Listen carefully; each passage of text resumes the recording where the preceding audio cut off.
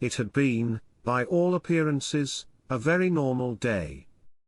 The Ardent had spent the last 6 hours mapping the orbit of a gas giant large enough to make the ship feel like a toy dangling from a string. The crew sat at their stations in the steady rhythm of routine, surveyors marking stellar positions, technicians logging atmospheric densities, and the captain watching the quiet order of it all with a sort of practiced patience. The coffee in the galley still tasted faintly metallic, which had given the navigator cause to complain for most of the morning. "We chart whole systems," she muttered, "and yet nobody can calibrate the dispenser so it doesn't taste like recycled bolts." "That," the engineer replied without looking up from his console, "is because it is recycled bolts. It's the only thing keeping us alive out here." No one laughed, but the remark earned a few tired smiles.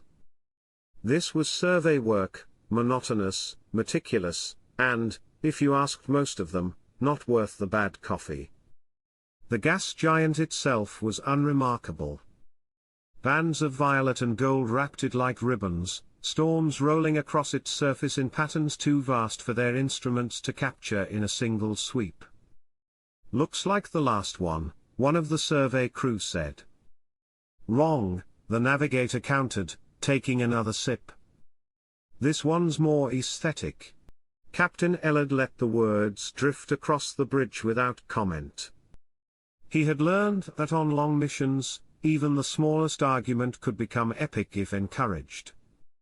Better to let them bicker about beauty than about rations or watch rotations.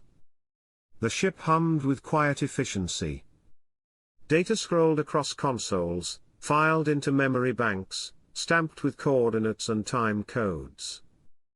The only interruptions were the occasional sigh, the rustle of a logbook page, the ping of an instrument completing its sweep. Then the navigation console flickered. It was small, no more than a hiccup of static across the screen, gone before the navigator could blink. She tapped the edge of the panel, frowned, and watched as the display returned to normal. "Power fluctuation," she reported. The engineer looked up at that. "From where?" Didn't last long enough to say. She skimmed the controls again. "Readouts are stable now." The captain nodded, the kind of nod meant to reassure but carrying little weight. "Keep an eye on it." They returned to their work, though the rhythm was not quite as smooth. The hum of systems seemed louder, the air more brittle. Minutes later, the thrusters hesitated. The change was subtle, more a shudder than a stall, but everyone felt it in the deck plating beneath their boots. "Compensating," the navigator said quickly, fingers flying across the board. The ship steadied, resumed its arc across the gas giant's horizon. The engineer muttered, "Compensating doesn't explain what went wrong in the first place." Ellard said nothing, but his jaw tightened. The third sign was impossible to ignore. Navigation data spun itself into nonsense, vectors collapsing into tangled scribbles of light. The ship jolted, and suddenly every console screamed with overlapping alarms. "Guidance offline." The navigator shouted. "We're descending." Another voice cried, unnecessarily. "Yes, thank you," Ellard replied, his voice dry even as the ship shuddered. "I had noticed." The Ardent tilted, pulled inexorably toward the planet below. Ellard gripped the armrest, his hand betraying a tremor he forced into a fist before anyone could see. Years of drills had prepared him for system failures, for emergency descent. But no training had prepared him for the sound of the hull groaning like a living thing as the planet's gravity seized them. Lightning flared across the gas giant's cloud tops. Winds rolled in towering walls. The hull rattled as the ship plunged, alarms shrieking in a chorus of red. Loose objects clattered to the deck. "Stabilizers failing." The engineer shouted. "Manual override," Ellard snapped. The navigator's hands flew, but the controls resisted, sluggish, unresponsive. The ship bucked again, a groan reverberating through its bones. Someone muttered a curse. Someone else whispered a prayer. On the view screens, the clouds loomed closer, violet and gold churning like liquid fire. The storm's pulling us in. Ellard kept his eyes fixed forward. Brace yourselves. The Ardent plunged headlong into the clouds. The storm swallowed them whole. Wind struck the hull in hammer blows, shoving the Ardent sideways, then down. Lightning spidered across the viewports in sheet-white flashes that left after images burned into the eye. The ship lurched, shuddered, and groaned like a thing under an ancient weight. Stabilizers are offline, again. The navigator cried, wrestling the yoke. Keep us level, Ellard said, because it was the only thing there was to say. They weren't level. The deck canted hard to port. A mug caromed from a console and it exploded against the bulkhead, its pieces skating in the red strobe of alarms. Pressure climbing fast, the engineer shouted over the sirens. If we drop 2,000 more, we won't, Ellard said, and hoped his voice sounded like a promise. The Ardent bucked. Sparks shook loose from an overhead panel, a brief lick of flame was smothered by a sleeve before it could catch. The bridge settled into the brutal rhythm of survival, orders barked, responses shouted, alarms layering on alarms, the hull answering with its own low, animal sound. Ellard's hand had found the armrest without his permission. He felt the tremor in his fingers and curled them tight until the shake was buried in the fabric. Simulations had drilled the pattern: system failure, attitude control loss, rapid descent, but the trainers had never found a way to replicate the groan of a ship's bones. It was not a noise, it was a verdict. Thrusters, he snapped. I don't care if it's a cough, give me something. Trying, the helmsman said, knuckles white. The engine readout spiked, sagged, held. Partial response. It's like pushing through syrup. We're dropping through shear layers, the navigator said, eyes flicking between attitude and pressure. Vectors are, the ship rolled, she bit the rest of the sentence off and fought it back into line. Vectors are hostile. Structural warning red line, the engineer called. If we hit the next pressure band, we won't, Ellard said again, because it kept the fear from finding air. The Ardent plunged deeper. Clouds hammered the hull in long rolling impacts, as if the planet itself were flexing. Lightning peeled across the sky in broad sheets, revealing towers of vapor and the suggestion of chasms between them, then plunged them back into bruised violet gloom. Manual override on stabilizers, Ellard ordered. At it, the engineer said. Rerouting power from non-essential. What's non-essential? Someone muttered. Anything that doesn't keep us alive, another voice answered, and no one laughed. A second jolt hit like a shoulder check. The bridge crew rode it, shoulders braced, jaws set, harnesses biting. The Ardent shimmied, found a thinner patch of turbulence, and lurched onward. Ellard kept his eyes on the horizon indicator and not on the view of the planet's throat yawning open to take them. Altitude? He asked. Dropping, the navigator said. But slower. Pressure? Climbing, the engineer said, but the rate is easing. A sound changed, no alarm, just the pitch of the ship's own vibration slipping down a half tone. Ellard didn't trust it. Stabilizers. Still offline, the navigator said, then, wait, manual input taking. She eased the controls a hair, the Ardent answered like a stubborn animal deciding, finally, to cooperate. Partial authority. Hold this layer, Ellard said.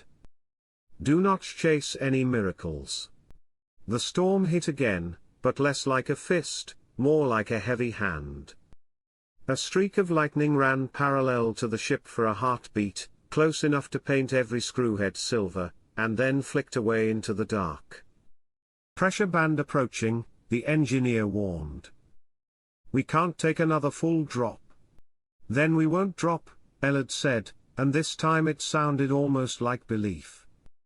Helm, feed in what you've got. Navigator, ride the sheer, don't fight the whole sky, just the piece we're in. The seconds lengthened, strung tight as wire.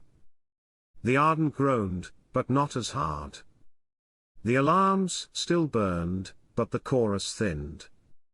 And then, without warning, the turbulence fell away. The ship slid into stillness so sudden the crew flinched, as if the absence of violence might be another kind of impact. The alarms wound down to a few steady lights. The panels rang with quiet. No way, the helmsman whispered. Ellard didn't move his hand from the armrest. Report. Stabilizers responding to manual, the navigator said, voice small with disbelief. We're steady. Pressure holding, the engineer said. He leaned in, blinked, checked again. Hull stress down to yellow. We are not sinking. Ellard let out the breath he hadn't known he'd locked in his chest. He didn't make a sound doing it. Maintain altitude. Damage control priority, stabilizers, thrusters, nav array. Everything else waits. For a handful of heartbeats, no one spoke. The absence of the storm was a presence of its own, a hollow between thumps. The crew seemed to hear themselves for the first time, the rasp of breath, the hitch of a swallow, the whisper of fabric as shoulders dropped a fraction. They looked out. Above, the storms still walked, towers of cloud lifting and folding, their crowns stitched by lightning that lit the sky in blades of gold and violet. Below, nothing, an abyss of cloud without bottom, blackness that swallowed even the memory of light. Between them, the layer that had accepted the Ardent cradled them in a soft, steady glow, as if the air itself held a kind of borrowed light. A technician's voice came out as a hush.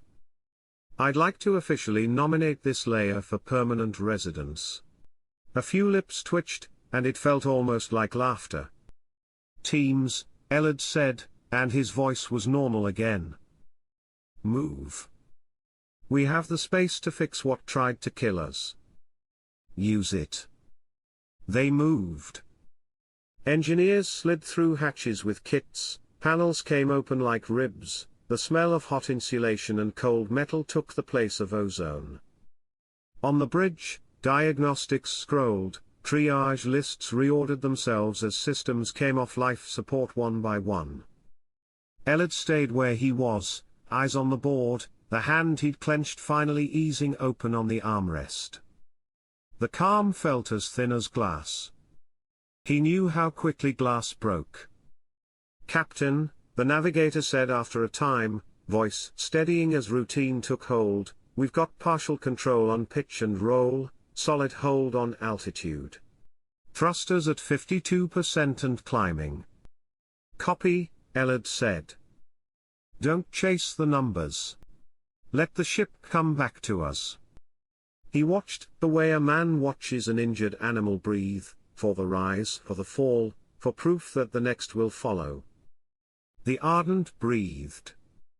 The numbers edged the right direction. Engine temperature stabilized, the engineer reported. Reroutes are holding. Stabilizer feedback clean, the navigator added. Manual trim is good. Good, Ellard said. He kept his voice even, because even voices were a kind of ballast. We hold here until we can leave under our own will. No one argued. No one mentioned the view. They didn't need to. The quiet did its work, sliding into muscles and unclenching them by degrees. A strip of metal that had been vibrating against a console for the last half hour finally stilled with a tiny, dignified click. Minutes stretched. The storm rumbled far above, far below, like a reminder the planet was still thinking. Inside the calm, the Ardent made the small sounds of a ship that has decided, for now, not to die. Elad ran a thumb along the worn line in the armrest where other captains' hands had rubbed the fabric flat. He considered, briefly, the words he'd use if this ended where chapter headings usually do: incident averted, crew executed procedures as trained. He imagined writing it and felt the wrongness of it. Procedures had carried them as far as the edge. After that, something like luck had reached out and set them on a shelf. He did not say that aloud. Captains didn't talk about luck in the present tense. Keep the load balanced, he said instead. And don't get clever. I came softly from 3 stations at once. The calm held. Not perfect, numbers wobbled, a panel coughed once before thinking better of it, but it held. The crew sagged back into their harnesses the way a field recovers shape after wind, still bent, then slowly less so. For the first time since the fall began, the fight bled out of their shoulders. They were not out. They were only not falling. Elad let that be enough. Shift rotations in 10, he said. Drink water. If anyone's hands are still shaking, sit on them until they stop. A technician let out a small, unsteady breath that might have been a laugh. The Ardent floated in the hollow of the storm, caught between fury and depth. The numbers steadied. The quiet thinned from glass to something like air. They dared, carefully, to believe they might survive. The bridge was quiet, the silence of survivors waiting for the next blow. Captain Elad sat forward in his chair, voice measured, the cadence of routine meant to sew the crew back together. Status. Stabilizers holding, the navigator said, eyes locked on her instruments. Manual control responsive. Thrusters at 50%, steady enough, not enough to climb. The engineer scrolled through a flood of diagnostics, blinking sweat out of his eyes. Hull scorched but sound. Nav arrays scrambled. She'll need a full recalibration. Elad gave a short nod. Prioritize stabilizers and thrusters.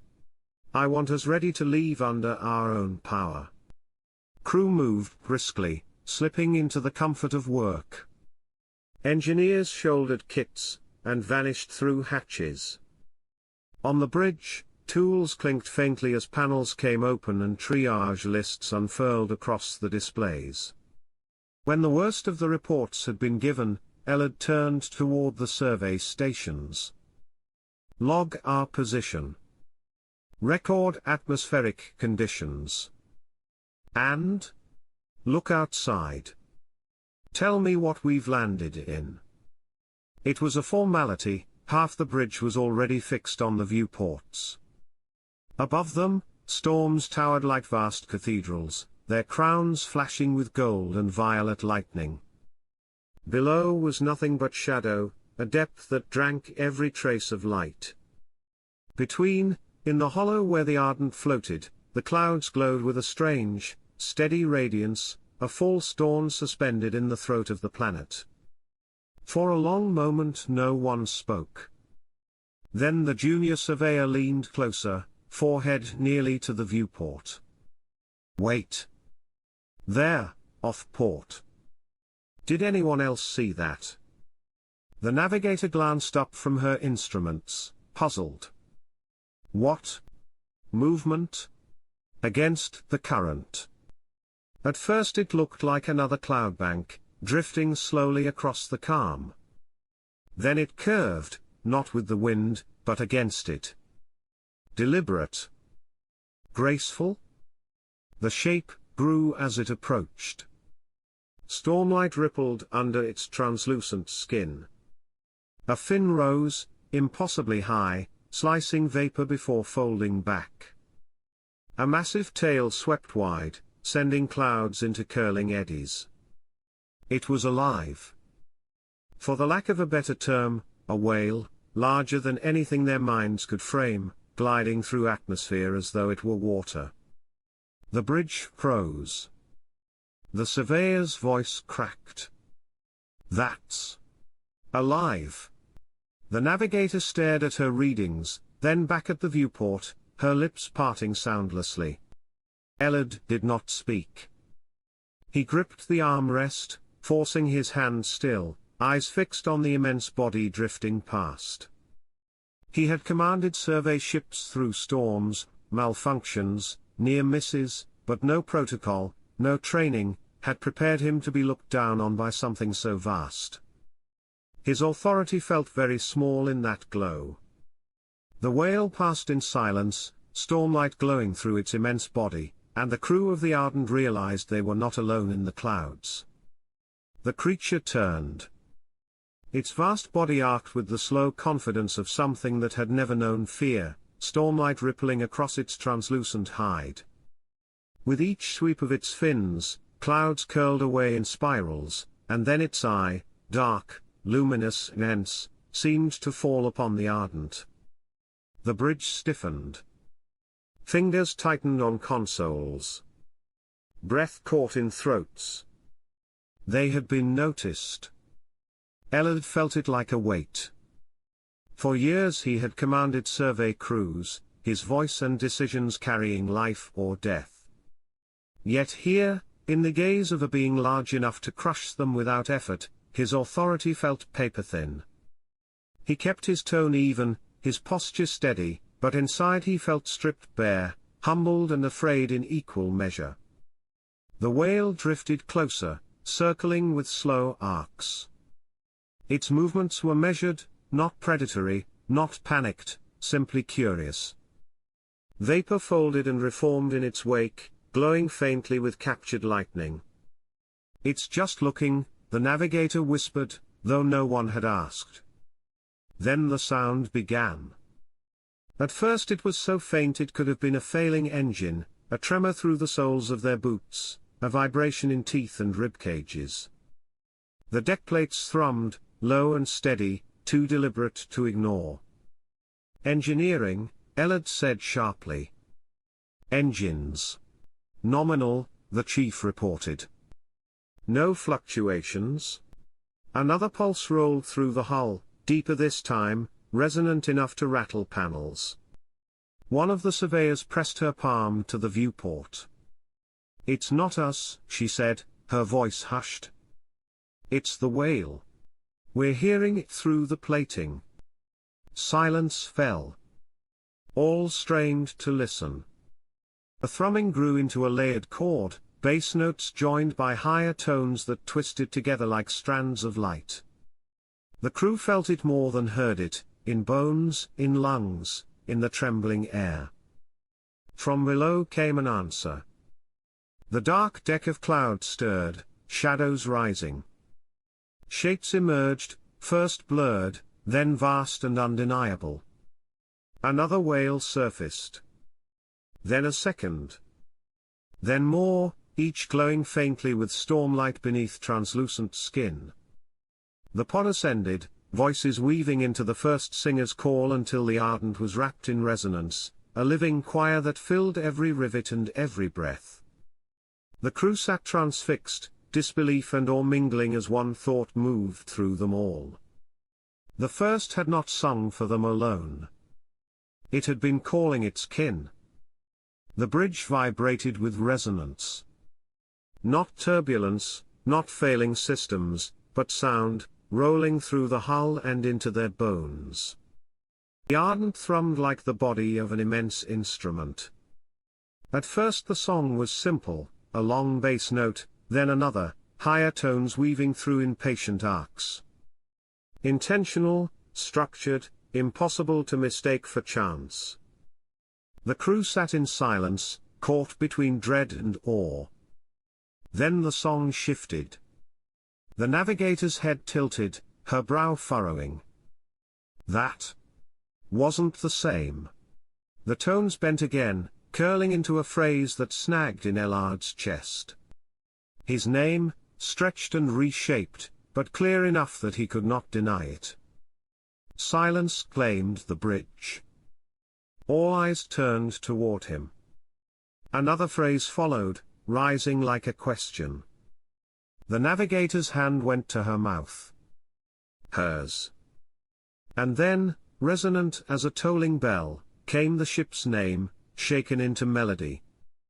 Nervous laughter broke out across the bridge, brittle and human. "They know us," someone muttered, half awe, half disbelief.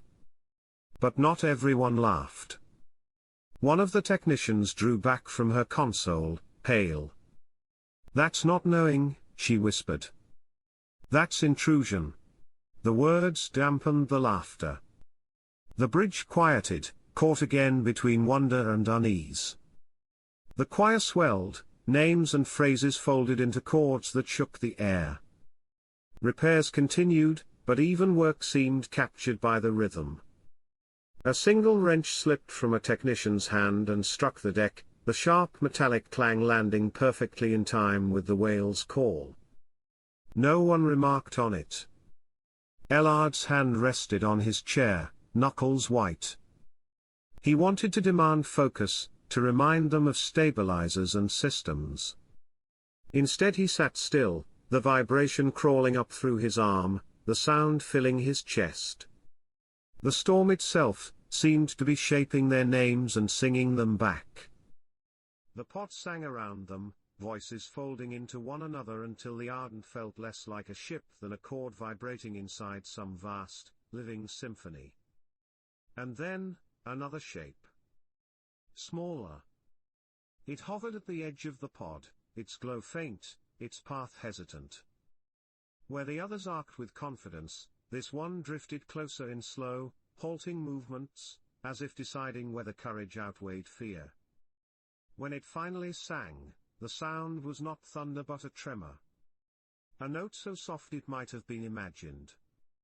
The tone wavered, reshaping itself until it brushed against something familiar. A name? Or nearly. Not the formal kind stamped in rosters, but something close to a word long buried in memory. A childhood nickname, perhaps.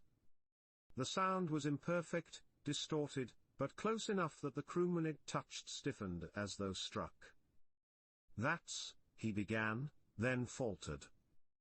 His laugh broke into something ragged, half a sob. The others exchanged glances. Some wide with awe, some narrowed with doubt. Had they heard it too? Or was it only him? No one spoke the question.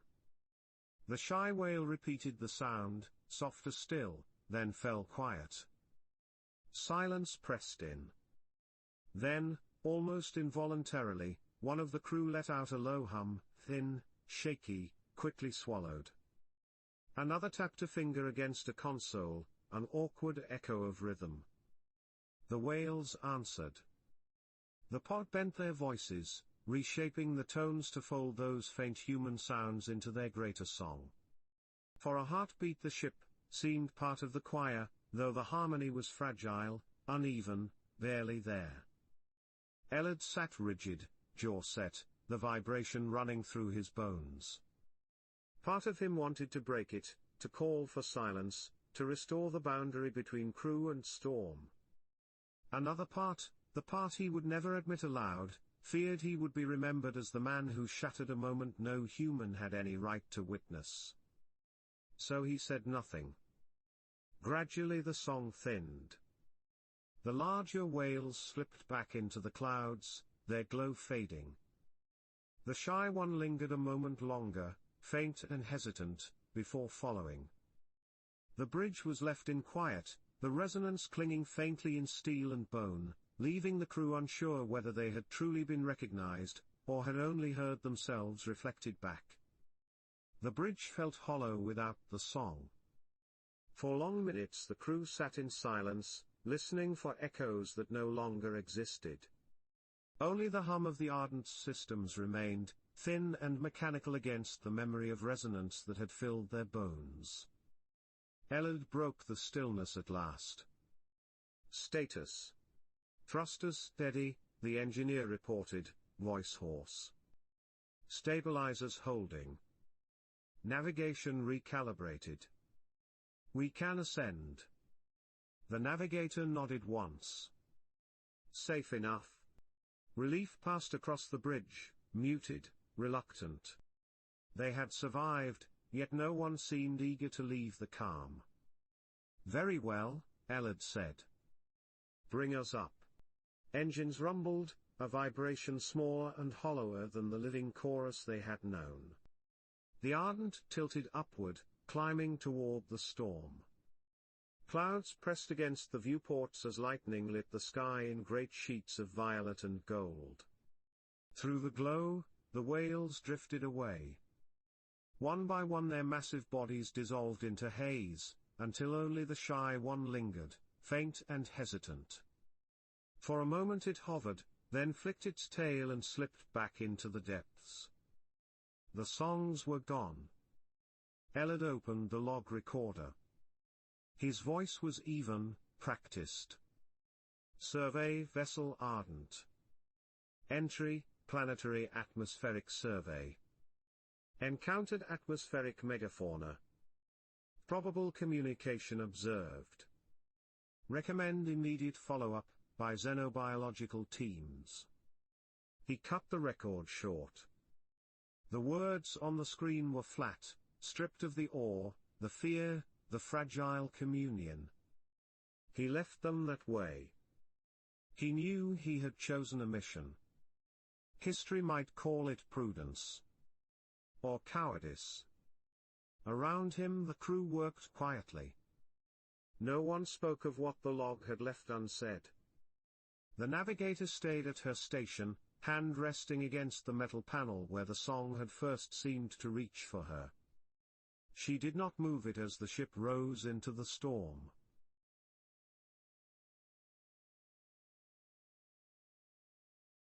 Thank you for joining us on this journey with the Leviathan of the Lightning Seas. If you enjoyed the story, please give the video a thumbs up, subscribe to the channel, and hit the notification bell so you don't miss what comes next.